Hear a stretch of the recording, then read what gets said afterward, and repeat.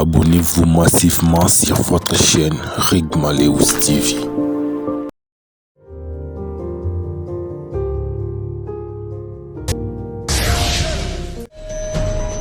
Rigmaleus TV, édition spéciale, écho de la gratuité.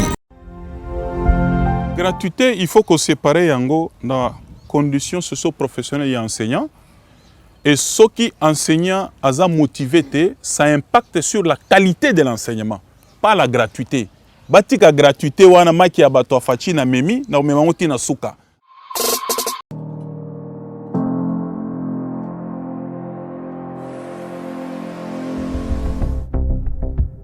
On n'en parle pas assez, mais le sous-secteur de l'enseignement primaire, secondaire et technique n'a jamais connu une telle avalanche de réformes.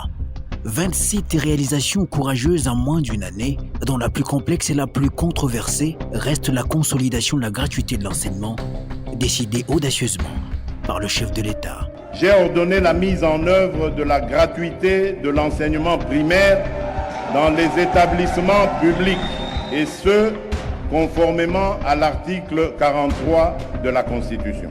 La gratuité de l'enseignement primaire consiste en la suppression de tous les frais de scolarité payés par les parents. Il s'agit du Minerval, de l'assurance scolaire, des bulletins d'identification des élèves et des frais de test national de fin d'études primaires. Un coup de maître rare depuis plus d'une décennie dans ce secteur connu pour ses récurrents soubresauts. Tout commence à la prise de fonction de Tony Mwaba, nouveau ministre de l'EPST, professeur d'université et député national, qui menait déjà quelques mois plus tôt une campagne de dénonciation des abus et dérapages constatés au sein du secteur. Il s'attaque directement aux racines. Nous sommes résolument engagés pour le redressement de ce sous-secteur et combattre toutes sortes d'antivaleurs. On ne peut pas parler de la gratuité dans un environnement malsain. Il est difficile. Nous devons commencer par les commencements. Même pour manger, il faut commencer par nettoyer l'assiette. Et c'est ce que nous sommes en train de faire et nous réussirons les pas. Le dialogue social est restauré. La fiabilisation du fichier paye est faite. La maîtrise des effectifs, la mise à la retraite progressive des enseignants. On a beaucoup souffert avec la craie des années. Nous étions oubliés et aujourd'hui, grâce au président de Félix, il nous a repris vraiment. En tout cas, je manque un mot. Félicitons le gouvernement, plus particulièrement le président de la République qui a songé à faire cela. On remercie le ministre Tony Mwaba pour ce geste qu'il a fait.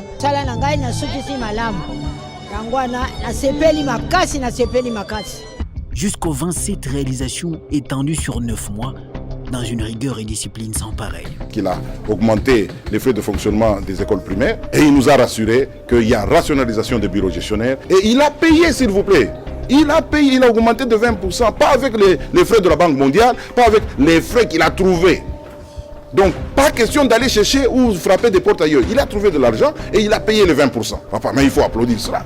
Pour lutter contre la corruption, le détournement, le ministère a lui-même initié sa propre purge et anticipe désormais toute forme de velléité incivique des agents vérés.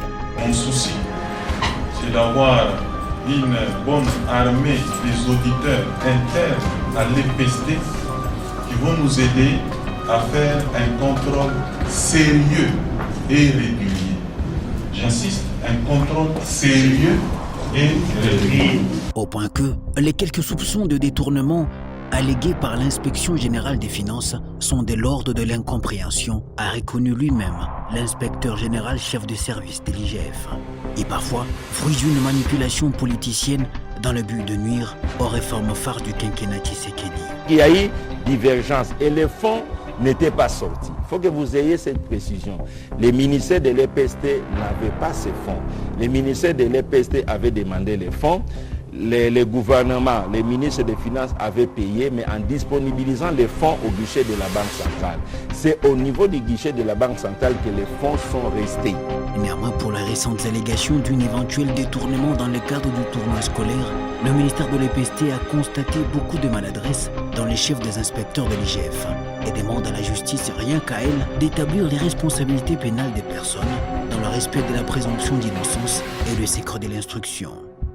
La gratuité est en train de se pérenniser au jour le jour pour se consolider comme une réalité effective, irréversible et non négociable sur toute l'étendue du territoire national.